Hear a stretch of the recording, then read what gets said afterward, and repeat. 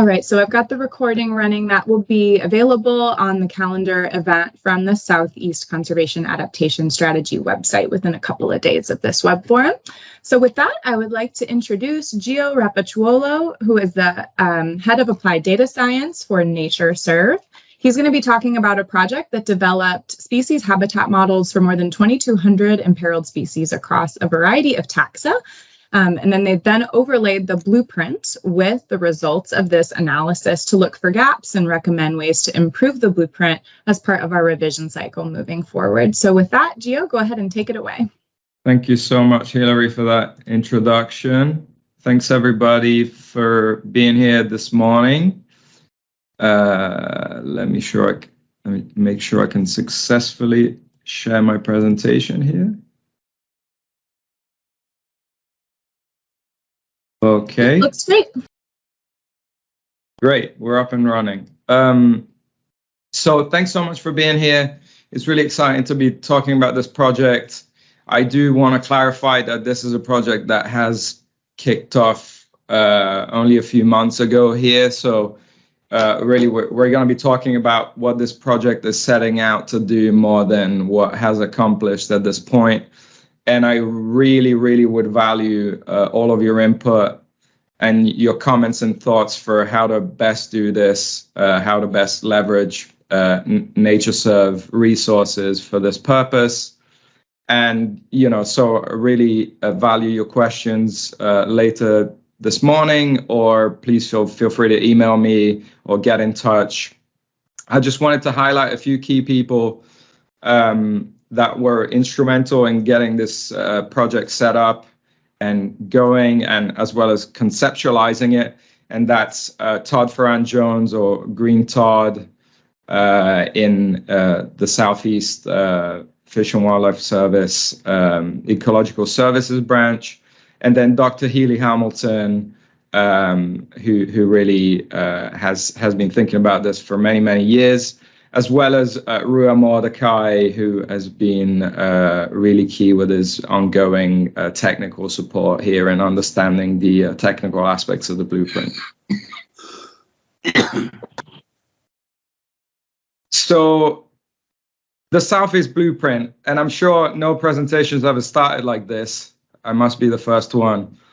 But here's the Southeast Blueprint that you'll know very, very much about, probably a lot more than I do. I'm only really getting acquainted with it, and I have been for the past couple of months. But I just cannot overemphasize how incredible this map and the partnership underlying this map is. It is our nation's most advanced landscape conservation design, and it really is poised to have a significant impact on our nation's conservation and restoration goals at both the federal and state level. And that includes supporting America the Beautiful, 30 by 30, and the next generation of state wildlife action plans. Apologies about the terrible picture. This is a picture from a presentation by Niels Peterson at the SECAS symposium just in October of last year. And I thought it was, so this presentation was summarizing the results of a survey asking wildlife conservation professionals in the Siafwa region what their thoughts were on the SECAS partnership and its main goals and benefits. And I made a couple of notes there. And I noted that one of the primary benefits that were highlighted was that going across state boundaries is really crucial to be able to protect imperiled species. The protection of imperiled species is really one of the main benefits of such a landscape approach. And one of the main reasons is that going across state boundaries enables data sharing and sharing of that information and the understanding it unlocks. And one of the main barriers to doing so, and this is pretty obvious, is cost and time. So as amazing as the Southeast Blueprint is, and the most recent versions really have done an incredible job at integrating more and more indicators into the final priority areas.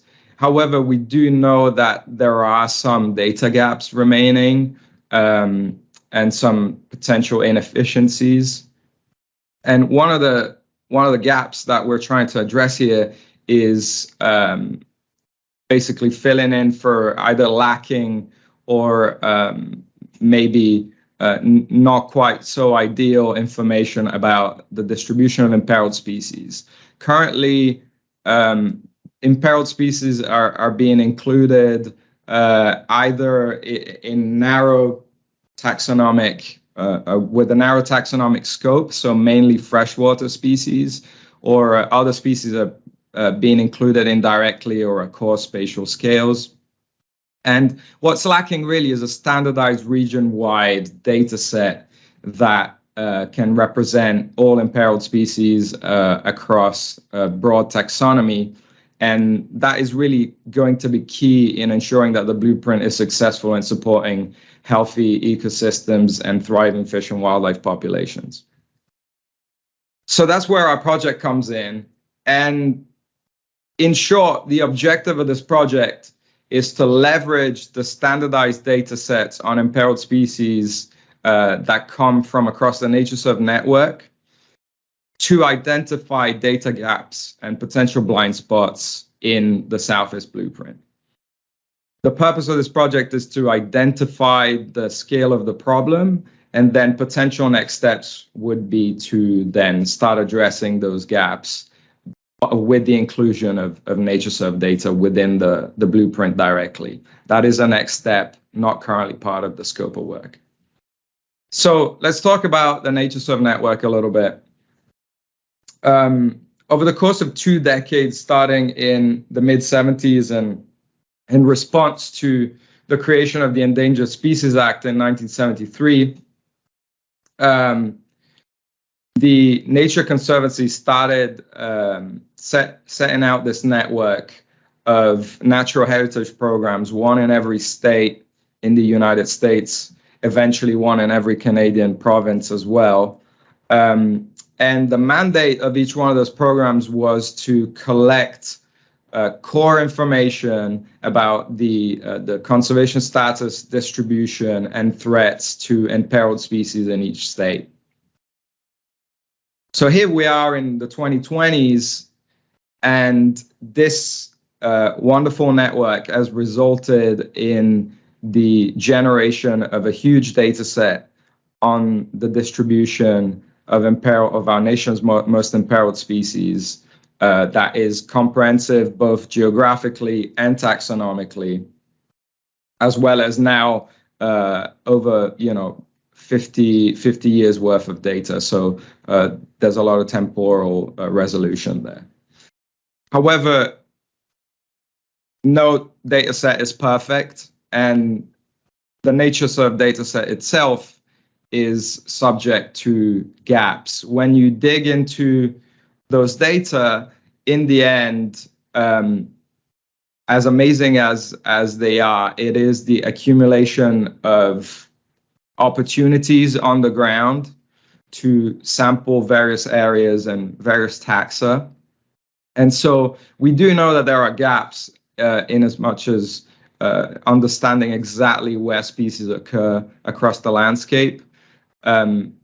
We know that many areas haven't been able to be visited, perhaps because they're private lands, perhaps because there was a lack of opportunity at the time. So we know there are gaps.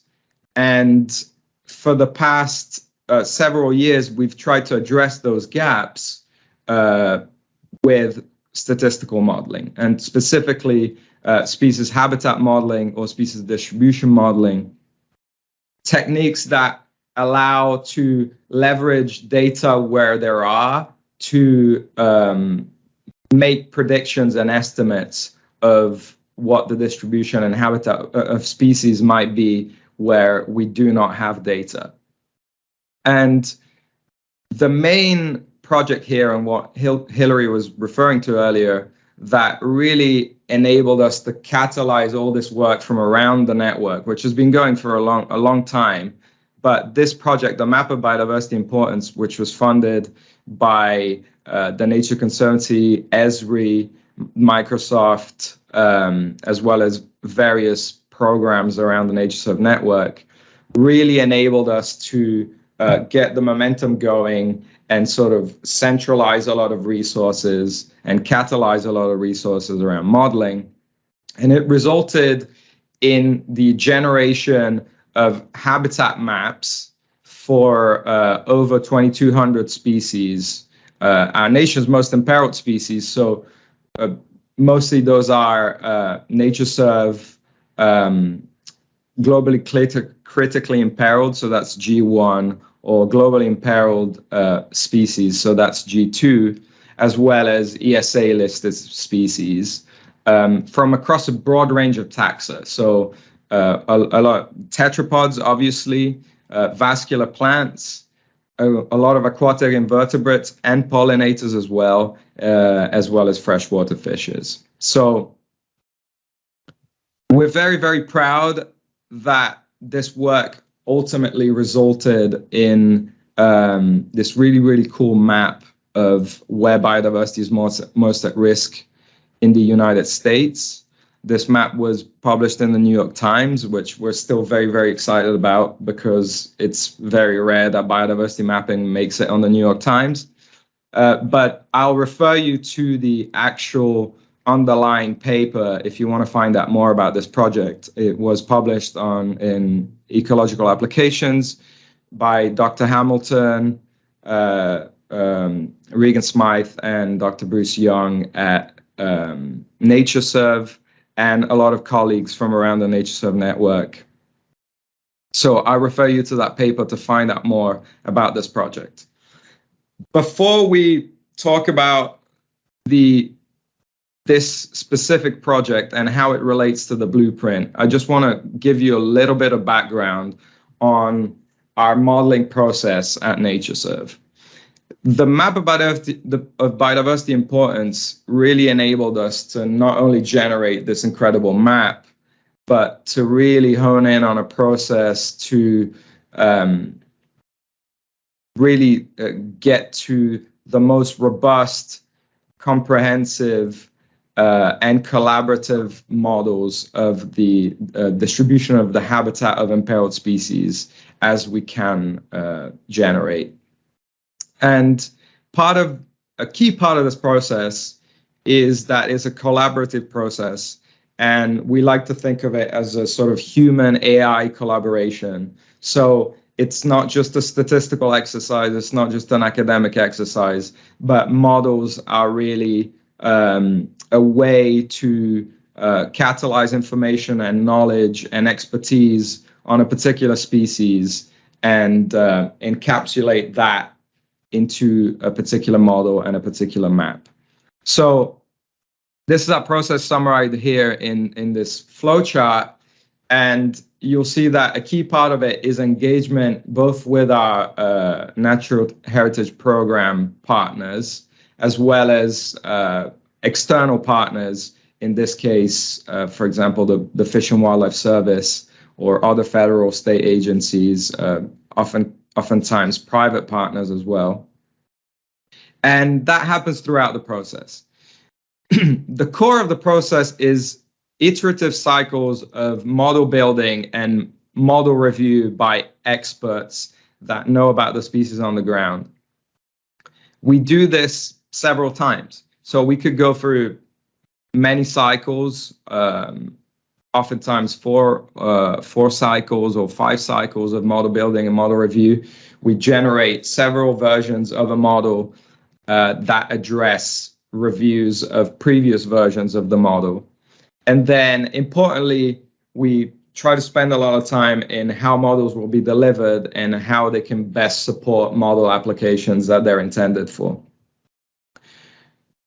I'm not going to go into too much detail in this slide, which is quite text heavy, but I just want to break down those big boxes into more steps here. And we'll go through some of these steps in a little bit more detail.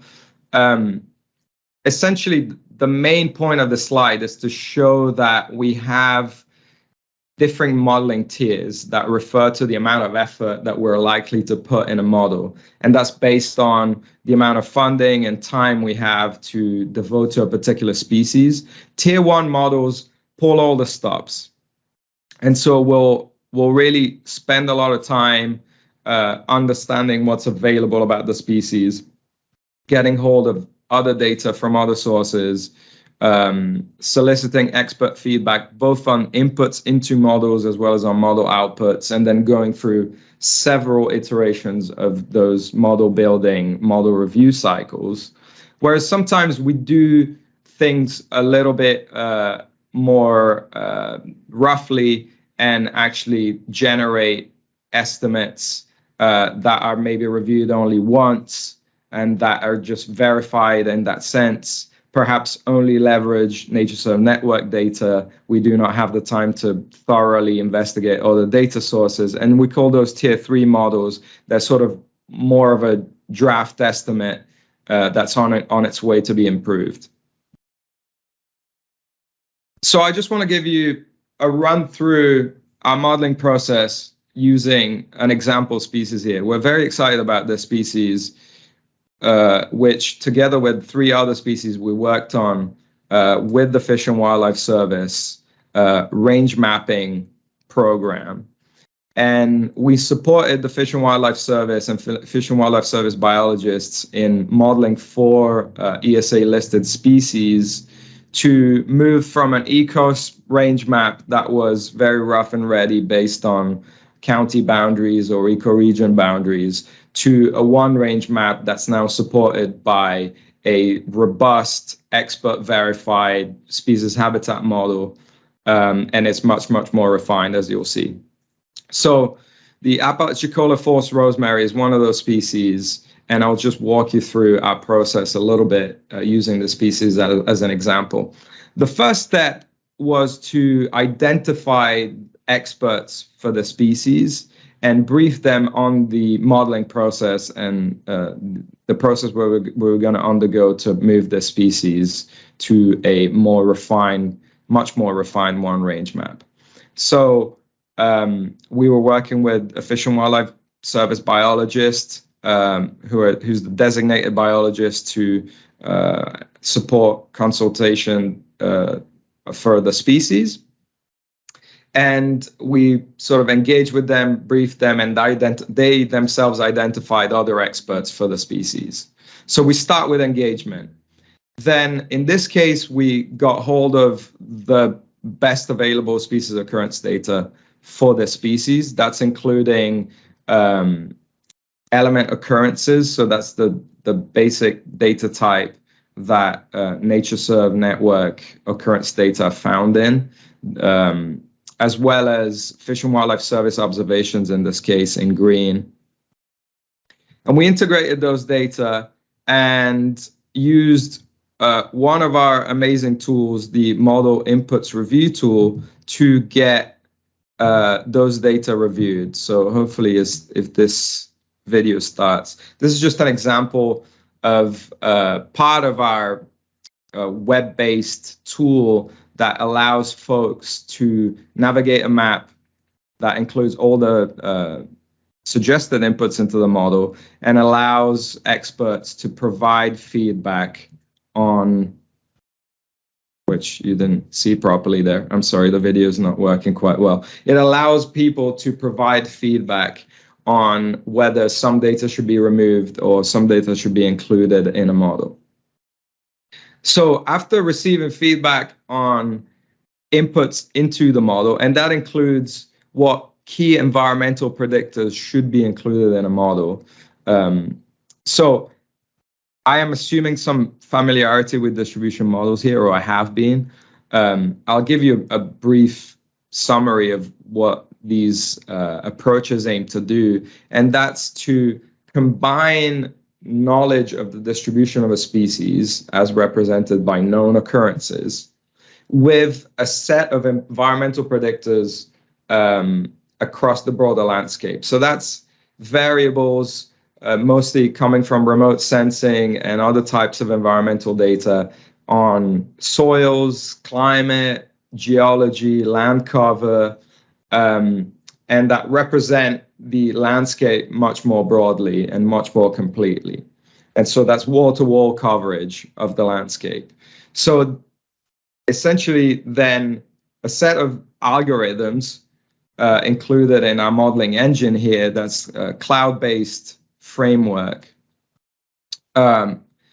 We use a set of algorithms to identify what the environmental values are at known locations of a species distribution, and then basically try to identify across the broader landscape areas that have similar environments and how similar exactly those environments are. The result, one of the main results, is that we're able then to make predictions around the broader landscape of the probability that a given pixel around the landscape represents habitat for the species. That generates maps that have wall-to-wall coverage, because now we're able to make a prediction of how probable that habitat is for the species, given how similar that pixel is to known locations of the species. So we tend to summarize, even though probabilities range from 0 to 1 and they're continuous values, for interpretability, we tend to summarize those in 3 categories that we use to to convey our information. And that's a high habitat probability, medium, and low habitat probability. Those categories are initially set statistically based on the fit of the probability surface with our known occurrences. But then we get experts to review those probabilities. Before we move on to how experts actually review those probabilities, I just wanted to show you other outputs that come out of our modeling process. And that's we actually auto-generate a series of PDF summaries for the species, including things like summaries of the environmental predictors that are most important for that species as highlighted by the algorithm. But also crucially, we spend a lot of time trying to estimate the level of confidence in a given model based on all the decisions that went into modeling that given species. So we have defined the framework, and this is an improving framework, and I should highlight again here Green Todd, as well as Dr. Healy Hamilton and other colleagues that have helped develop this framework to translate decisions during the modeling process into a level of confidence and robustness in that model. So you'll see that I'll talk a little bit more about this, but we use expert reviews as well as other decisions during modeling to translate a model into to give a model a certain level of confidence, and then translate that level of confidence into recommended uses. I'll talk a little bit more about the model confidence in a few minutes, but I just wanted to show you here an example of our model outputs review tool and how experts are able to move those thresholds around to reveal more or less of the predicted surface around the landscape and make decisions as to whether they think the model is under-predicting or over-predicting certain areas. They're also able to have a look at the environmental predictors that were designated as key in the model and provide feedback on whether they think that there are missing environmental predictors or perhaps that some are included that they didn't expect.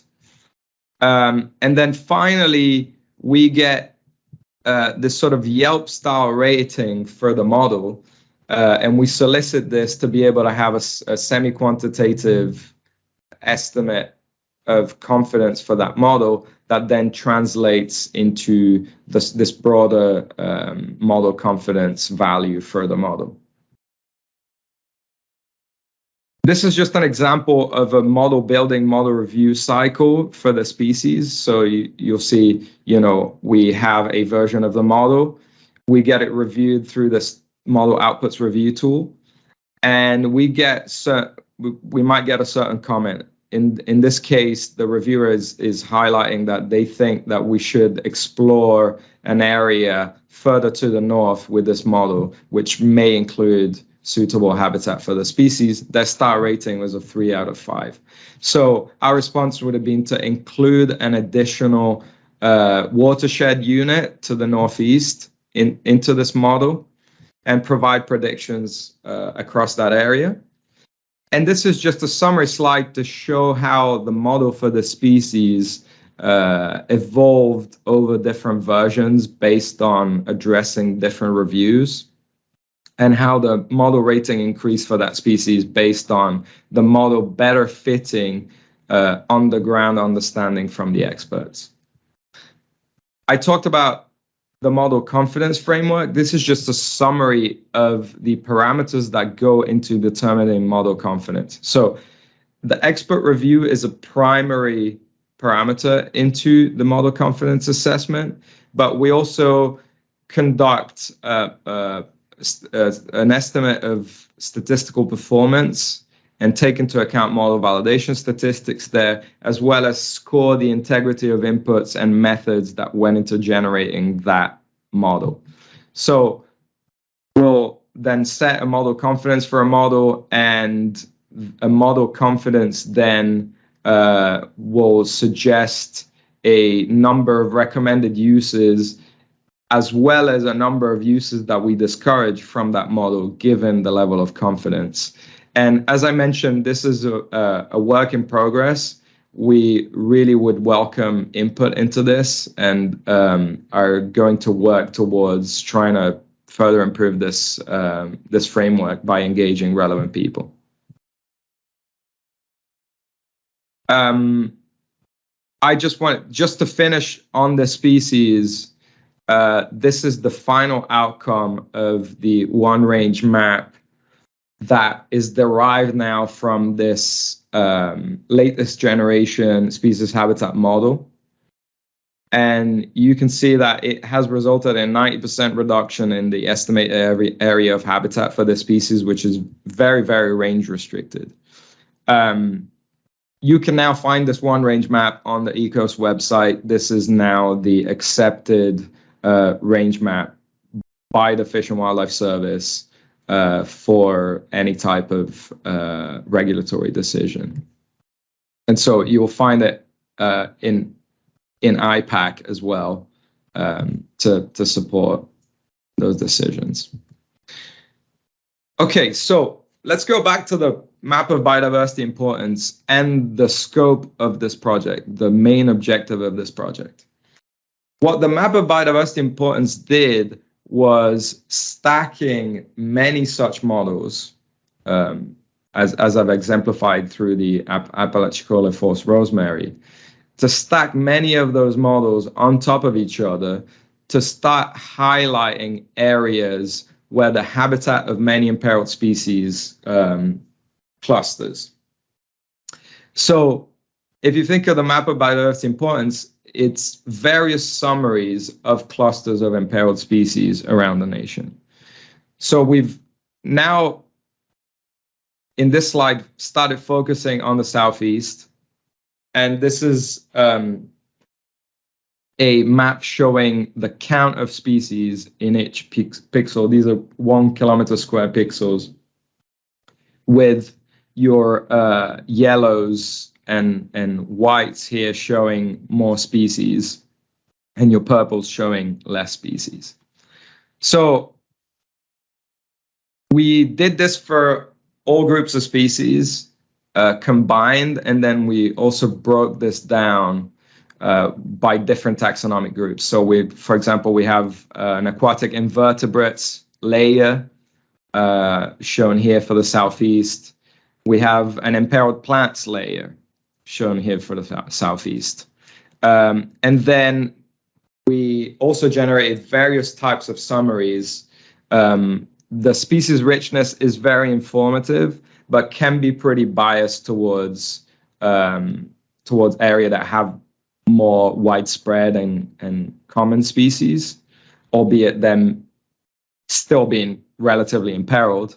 And so perhaps a better summary, or what we think of as a better summary of biodiversity importance, is range size rarity. That is species richness weighed by the rarity of the species included in each pixel. And here you see a representation of that variable for the southeast as well, all species combined.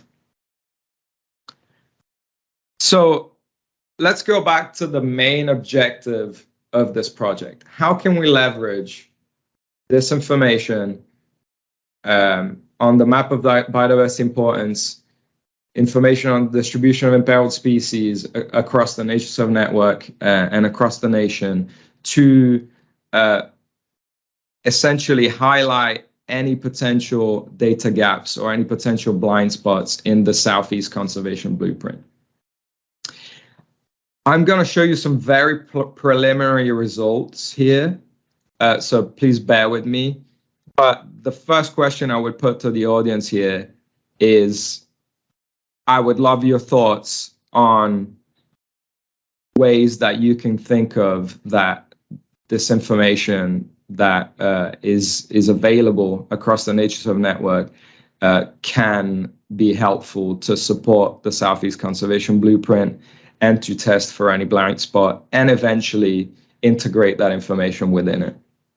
So I've focused here, this is obviously the Southeast Blueprint, and I've focused here on an area around the Apalachicola Peninsula and the National Forest.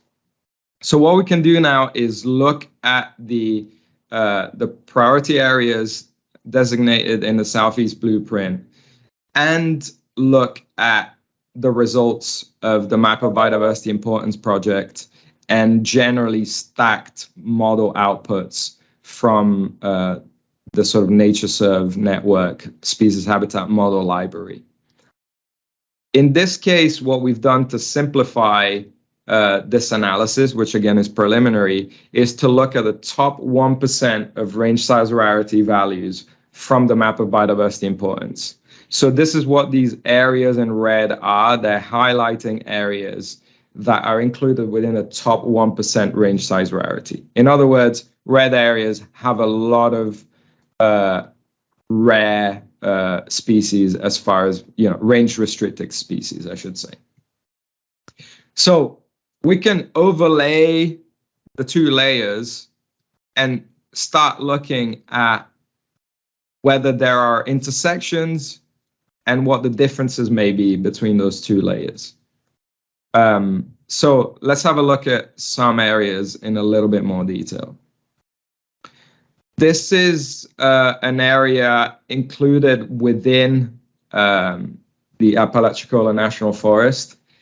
And just based on visual representation, it would seem that many of those areas that are top 1% range size rarity seem to be included pretty well within the network of connected within the connected network of lands and waters designated by the blueprint.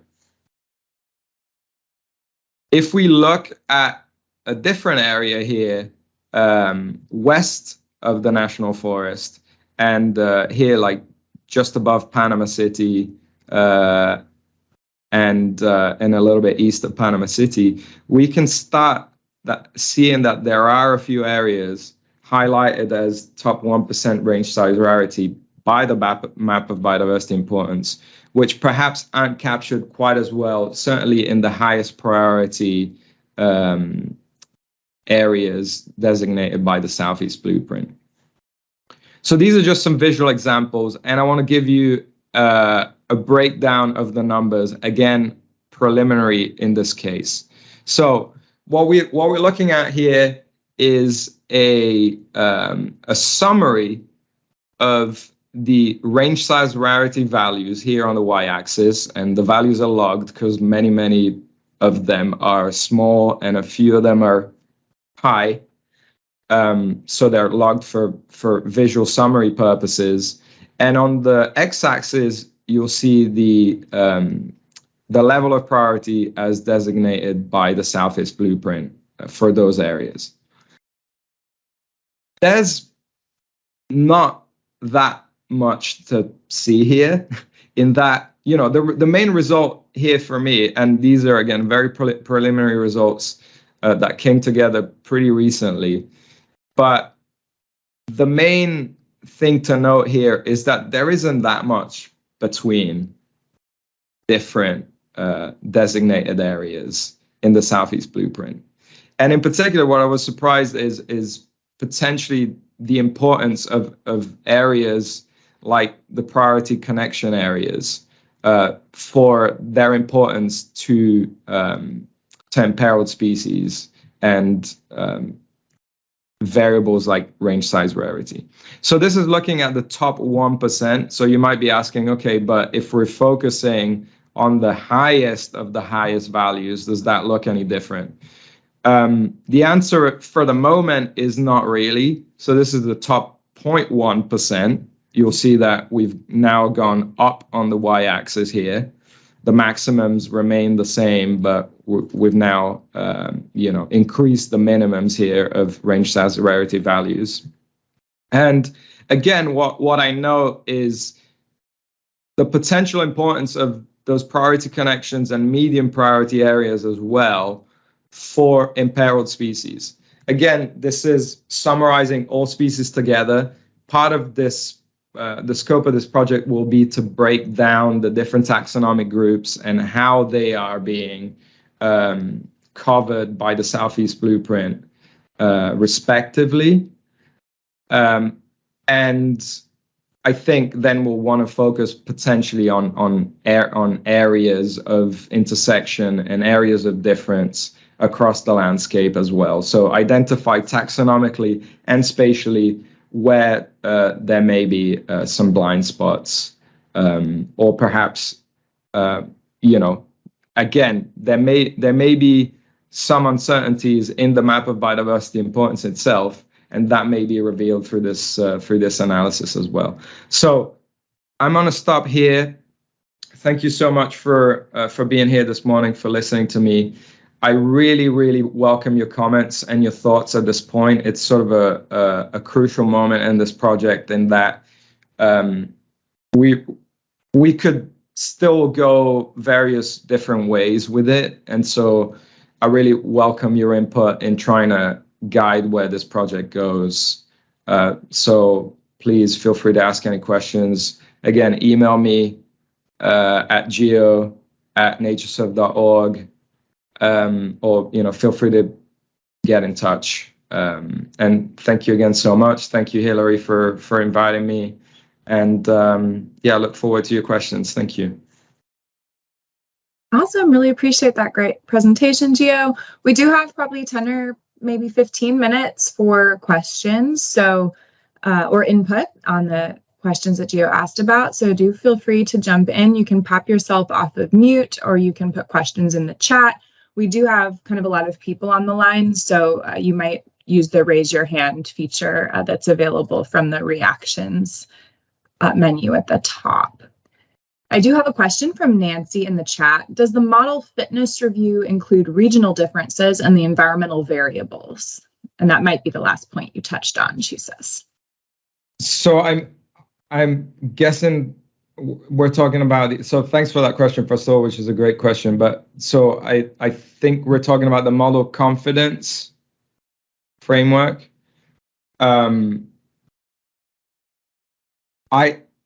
It does not explicitly account for regional differences in the accuracy of environmental data sets. That is a really great point, and probably one step more detailed than we can afford at this point.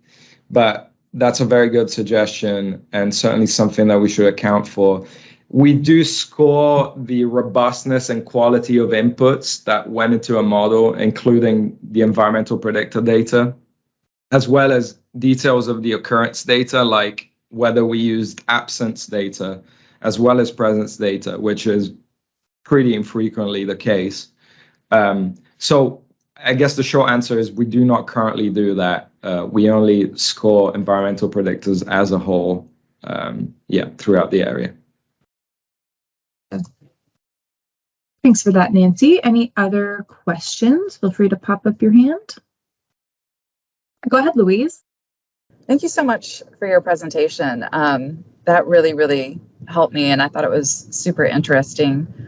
And thinking about the alignment and looking for blind spots, which I think is really exciting because we can kind of compare these plans. But one thing that struck me is that looking at the imperiled species map, as I'm kind of calling it, I feel like that's really targeted on one thing, where the blueprint is a little bit more broader for the things that it's trying to consider. And so I would expect there to be just naturally some places where they don't align because they're kind of looking at different things. And so I was kind of curious, does your team have a sense of like how much alignment would you kind of consider to be a good thing, or like, oh, we'd like X amount to overlap, or how do you kind of like, how would you consider, like, is it a blind spot, or are these plans doing two different things and that's okay? But there's something where like, oh, actually the blueprint is really not capturing these areas that maybe it should be. Or, and I can see also going in the inverse way, like it's a great way to test out the two different plans. Yeah, thanks for the great question. I completely agree with you, first of all, and maybe the use of blind spots is not, the right word. Clearly, the scope of the blueprint is much, much broader than the scope of a map of biodiversity importance. I think it is just a case of confronting the two with each other and just basically understanding, given that one of the primary purposes of the Southeast Blueprint is to improve conservation outcomes for imperiled species across the Southeast. Can it be doing that?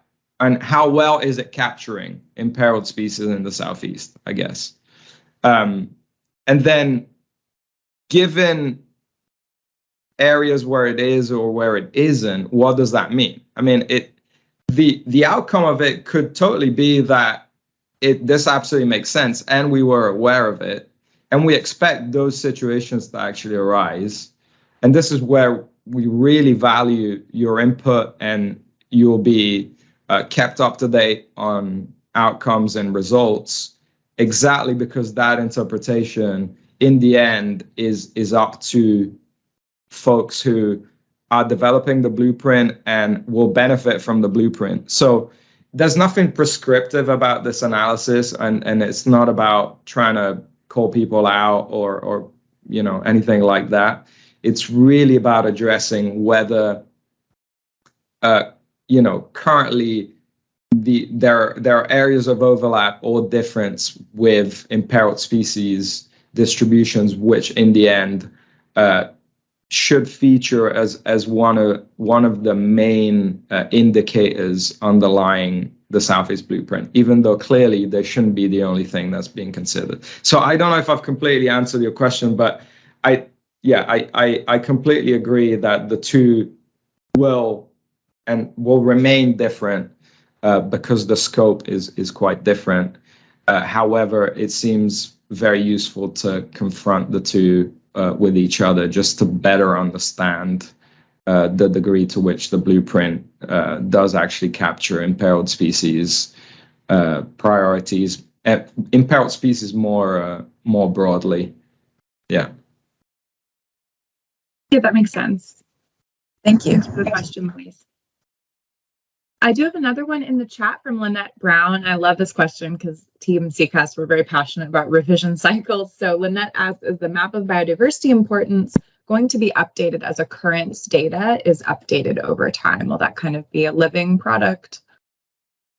Yeah, that's another great question. And, we have the same vision. And I think this vision is not too far So first of all, it's absolutely a goal to have the map of biodiversity importance to be in a living product that's constantly updated. Now, how living exactly it is going to be, that's the question.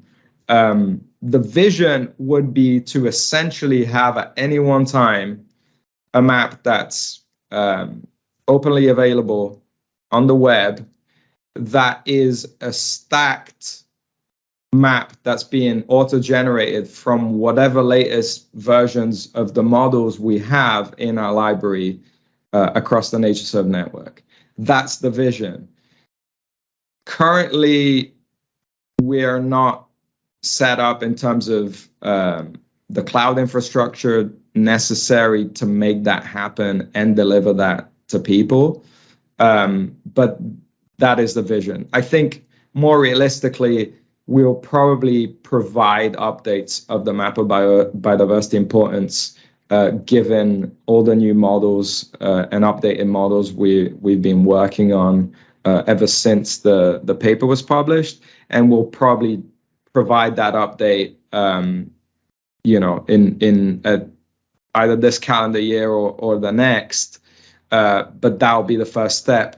The vision is eventually within, I'd say, probably the next 5 years, realistically, to have this as a living product that is an accumulation of what is in the library at that very moment. That's fantastic. That's great to hear. There's that commitment to keep it up to date and moving forward. But yeah, definitely familiar with some of the challenges. Definitely, though, that's something that helps in terms of incorporation of the blueprint when we know that plans are being updated and it's not just a one-off project. Absolutely. Any other questions from folks? We might be able to take one, max two more. All right, hearing none, I'm going to go ahead and take back sharing for a moment just to wrap up with a preview of next month's web forum and some updates from your Southeast Conservation Adaptation Strategy staff. If a question occurs to you in the meantime for Gio or for me, just hold it to the end and we'll pause again before we log off for the day. So next month's webinar will be same time, same connection information as today. And I'm really excited about this talk. We're going to be hearing from Roger Kane, who's a tribal ethnobotanist with the Office of Environmental Services and Historic Preservation of the United Kiowa Band of Cherokee in Oklahoma. And we're going to be hearing about some of the work his tribe and their partners are doing to restore river cane across the Southeast. If you're not familiar with river cane, it's one of 3 bamboo species that's indigenous to North America. There are 2 other native bamboos that do co-occur in the Southeast. And these bamboo forests historically occupied a big chunk of the Southeast with these canebrake ecosystems. And they were super important for indigenous people. They provided food, cultural item materials, and shelter, but they were largely converted to agriculture and livestock grazing during the 19th and 20th centuries. And so this is an ecosystem that almost in a similar way to longleaf is really confined to a tiny fraction of its former range. And there's a lot of exciting work going on to kind of restore this cultural keystone ecosystem. So the United Kiowa Band of Cherokee in Oklahoma has a project that was actually just funded through the NIFWF America the Beautiful Challenge. And we're going to be hearing about some of that exciting work. So definitely tune in if you're interested in that. I want to push to Rua here for a quick staff update on the progress that we've made so far on the new and improved version of the Southeast Conservation Blueprint that we're working on, version 2023. As you might have seen in the newsletter, we are focusing this year on Puerto Rico, the U.S. Virgin Islands, and the Atlantic and Gulf marine environments. So Rua? So as far as blueprint improvements, well, Gio actually talked about some things we're working on for 2024 blueprint, trying to better identify some of these holes, and we're working with Gio and Healy and the rest of the group to see if we're good ways we can integrate this information into the blueprint. But for 2023, like Hillary said, focusing on Puerto Rico, Virgin Islands, and then the more offshore marine parts of the Atlantic and the Gulf. And so we've made a lot of progress with indicator updates. This is the entire Gulf marine, so the full U.S. waters from Texas to Florida. So we've got some really good drafts of some sea turtle indicators, updates to a bunch of other marine mammal and seabird things on the marine side, and then a whole bunch of new indicators in Puerto Rico and the U.S. Virgin Islands, particularly because a lot of the data sets we use for the blueprint on the mainland do not exist down there. So there's a lot of similar things that we've managed to recreate with some different data down there. But also there are some newer indicators that we've developed, some specific to the Caribbean, but some that I think could have some really nice potential for improving the Southeast blueprint on the mainland side in future updates as well. So we're in good shape there. I'm going to have some early preview of some folks in person down in St. Croix, looking at some very early previews of some drafts of the blueprint, and have had some folks reviewing indicators from down there.